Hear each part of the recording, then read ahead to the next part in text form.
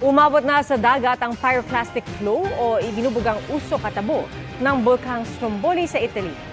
Sa thermal imaging na yan ng National Institute of Geophysics and Volcanology, kita ang kapal ng usok at mabilis sa pyroclastic flow matapos itong pumutok.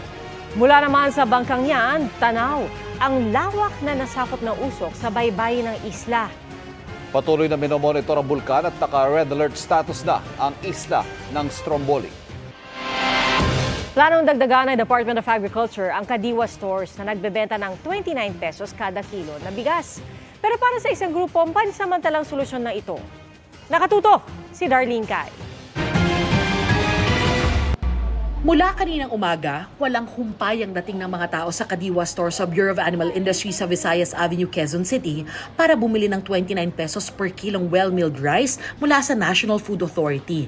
Sinimulan itong ibenta kahapon para sa mga miyembro ng 4Ps, senior citizen, persons with disability at single mothers. Ang hirap. Sabi ko nga kailangan tiis-tiis. Kasi mahirap talaga ang taas ng mga bilihin. Bukod sa Visayas Avenue, 10 Kadiwa store sa Metro Manila at San Jose del Monte, Bulacan ang nagbebenta ng 29 pesos na bigas Biyernes hanggang Linggo. Malaking bagay. Kasi ang matitipid mo sa tindahan, sa amin 54 ang pinakababa eh. Magkano yung matitipid mo by 25? Yun ang gusto ko sana, magtagal. Para kahit pa paano, makaraos-raos naman. Sa palengke kasi, gaya sa Commonwealth Market sa Quezon City, 48 to 50 pesos ang kilo ng well-milled rice na gaya ng ibinibenta sa Kadiwa stores. Sabi ng rice retailer, hindi nila kayang tapatan ang presyo ng Kadiwa. Masyado mababa yung 29. Pero kung magkakaroon po ng ganun, tapos kami mabibigyan, maganda kasi lalong dadami yung tao. Ang hiling ng mamimili na si Cherry, sana raw buksan sa lahat ng 29 pesos na bigas at dagdagan pa ang tindahang nagbebenta nito. Minsan ma'am, 2 beses lang kumakain sa araw. Pinaplano na raw ng Department of Agriculture na dagdagan sa mga susunod na linggo ang Kadiwa stores na nagbebenta ng 29 pesos na bigas. Pero duda ang Philippine Chamber of Agriculture and Food Incorporated kung kayang ipagpatuloy ang 29 peso rice program. Baka ako nagkakaroon lang ng maling pag-asa ang mga tao na sustainable yung magiging stock ng bigas. Unless the government will really have to shoulder the losses, no? Kasi yung bigas na yan binili ng siguro mga 50 pesos to 55 pesos. Pero nanindigan sa programa ang DA. Regularly naman pong bumibili ang ating NFA. So sabi nga natin, sustainable siya. Kasi basta po hindi naman po nagalaw yung buffer stock, talagang ibibenta po nila yan. Sabi naman ng Samahang Industriya ng Agrikultura o SINAG, pansamantalang solusyon lang ito. Ang pangmatagalang solusyon pa rin daw ay pagpapalakas sa sektor ng agrikultura at suporta sa mga magsasaka. Hindi ito nakakatulong doon sa pagbaba ng presyo ng regular meal at well-milled rice. Mas mabuti na lang ibigay yung tarif na makokolekta sa atin magsasaka and bumili ng palay at 23 pesos. Para sa GMA Integrated News, Darlene Kai, Nakatutok, 24 Oras. Ninakaw at hinahanap ngayon ang isa sa mga obra ng national artist na si Fernando Omarsolo na nakadisplay sa museo sa Silay, Negros Occidental. May persons of interest na ang pulisya sa pagkawala ng painting. Nakatutok si Eileen Pedreso ng GMA Regional TV.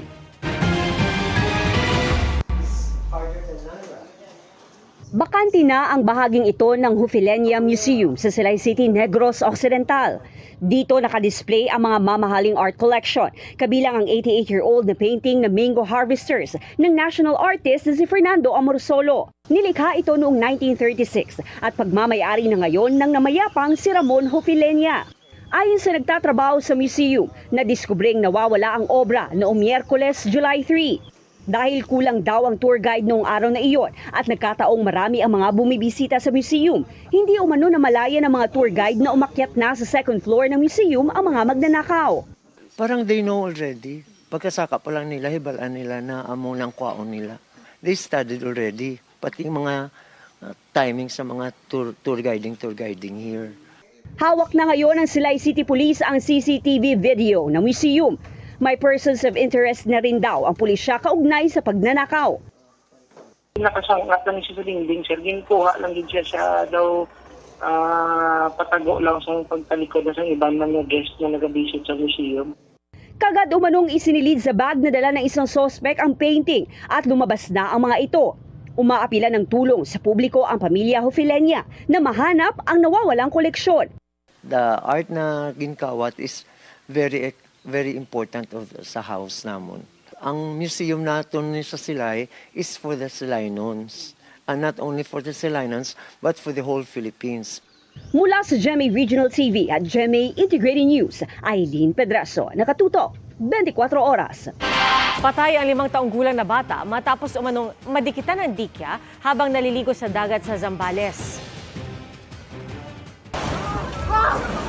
Sakit po talaga. Yung ligaya sa bahay namin. Hindi mapapalitan ng kahit ano yan, anak ko. Hindi ko alam bakit may mga ganyang resort na alam na nila yung mga nangyayari, possible nangyari. Pero wala silang gano'n sa bata.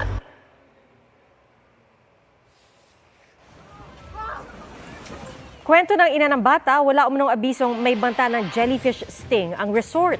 Isang tauhan ng beach resort ang sumaklolo pero nawala ng malay ang bata. Tinakbo pa siya sa ospital pero binawian din ng buhay ang bata habang ginagamot. Plano ng pamilya na magsampa ng kaso laban sa resort. Ayon sa legal counsel ng beach resort, may nakabantay na lifeguard at nabigyan ng paunang lunas ang biktima. Magbibigay raw sila ng kaukulang tulong para sa naiwang kaanak ng biktima.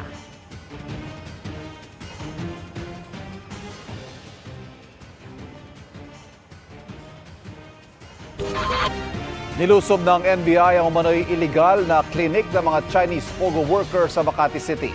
Nakatakas naman ng isang Chinong doktor na nagre-reseta umano ng hindi aprobadong mga Chinese medicine. Nakatutok si Jonathan Andal. Armado ng search warrant, hinalughog ng National Bureau of Investigation ang illegal na klinik na ito sa Barangay San Isidro, Makati na ang lisensya ay pangbutika lang. Eksklusibo umano ito sa mga pasyenteng Chinese na karamihan ay pogo workers. They admitted that they are pogo workers. Sabi nung mga itong pasyente na natagpuan natin, ang doktor nila ay Chinese na babae. Pero walang nadatnang doktor na Chinese kanina sa 3 palapag na gusali. Hinala ng NBI, isa ito sa 2 Chino na nakatakas paglusob nila. Kung saan sila tumalon sa ibang mga bakuran dito, mga iskinita, bubong. Sinika po talagang habulin, ngunit hindi po sila naabot. Ang nadatnan lang ay ang 4 na Chinese na pasyente at 7 Pilipinong staff ng klinik, kabilang ang 2 Pilipinong doktor na tumangging humarap sa kamera. Puro ang sagot nila, wala silang alam dito. Ang pasyente daw nila mga Pilipino. But talagang during our surveillance, nagkikater lamang sila sa Chinese. Sabi ng NBI, hindi lisensyado sa Department of Health ang klinik na ito at ang mga nakitang Chinese medicine nakumpirma rin ng NBI na hindi rehistrado sa Food and Drug Administration. Butika lang ang lisensya nitong establishmento na ito pero pag pinasok mo, ito yung isa sa mga kwarto rito, meron kang makitang ultrasound machine na yung program in Chinese characters pa. Tapos meron ding ECG machine, meron ding medical bed, tapos meron pang ganitong klaseng kama na parang pang-pap smear. Ang illegal na klinik na ito konektado raw sa isang illegal na pogo sa Calabarzon na binabantayan ng NBI. Meron silang binabantayan doon na pogo hub, kaduktong ito. So nauna lang ito, but then ayun, pero wag na muna nating i-detail yun, kaya natunton. Dadalhin ng NBI sa kanilang headquarters ang 11 Pilipino at Chinese na nadatnan dito para imbestigahan. Para sa GMA Integrated News, Jonathan Andal, nakatutok 24 oras. Ngayong gabi na ang Run to You Running Man in Manila concert kung saan front act ang cast ng Running Man Philippines. Excited na silang ma-meet ang OG runners. Makichika tayo kay Aubrey Carampel. Rehearsals pa lang ramdam na ang excitement ng Running Man Philippines cast na front act sa Run to You Running Man in Manila concert ngayong gabi. Surreal moment daw ang makatungtong sa MOA Arena stage as front act para sa OG runners from Korea. Hindi namin inakala na aabot kami sa ganitong opportunity. Masaya na kami na makapagtrabaho kami sa Korea para i-represent yung Philippines doon, 'di ba? And then now, ngayon magpo-perform tayo, mag-opening tayo for Running Man Korea. Manifestation is real dahil ito raw ang hiniling ni Cap Micael Daes nang mapanood nila ng live ang Running Man fan meet and concert noong April 2023. Siya yung nagsabi na nung nanonood nga kami noon, sana next time kasama na tayo sa stage. True enough ngayon, nandito na kami. Dahil Philippines represent, P-pop songs ang ipe-perform ng Pinoy runners. Sikat ngayon ng P-pop scene sa atin. Nandiyan ang SB19, nandiyan ang Bini, Alamat, Sarah G. After ng show, may chance din daw silang mamit ang OG Korean runners, including Haha, na na-meet na nila nang mag-guest sa Running Man Philippines Season 2. Mapapanood na bukas ang episode na yan. Excited din kami sa mga fans talaga ng Running Man kasi syempre parang ang saya lang din talaga. Sila rin nag-manifest din sila na sana makasama namin sila. Tapos yun nga nag-umpisa kay Haha and then now kasama na namin yung buong Running Man. Dream big na rin, malay nyo sa susunod concert na ng Running Man Philippines dito sa MOA Arena. Aubrey Carampel, updated sa showbiz happenings. Certified loving fur dad si Asia's romantic balladeer Christian Bautista sa kanyang fur babies na sina Nacho at Zorro. Meron din silang awesome tricks na i-share sa atin. Nagbabalik si Aubrey Carampel.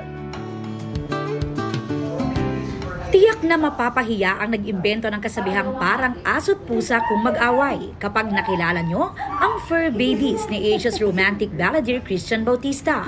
Meet Nacho, the nonchalant Persian cat, at ang super kulit teacup Pomeranian na si Zorro. Magkaiba man daw ng personality, certified besties daw sila. Away bate minsan, so ito yung mas makulit, lagi niyang ginugulo to. Ito yung introvert, kaya siguro kami match. Siya yung nonchalant. Nonchalant.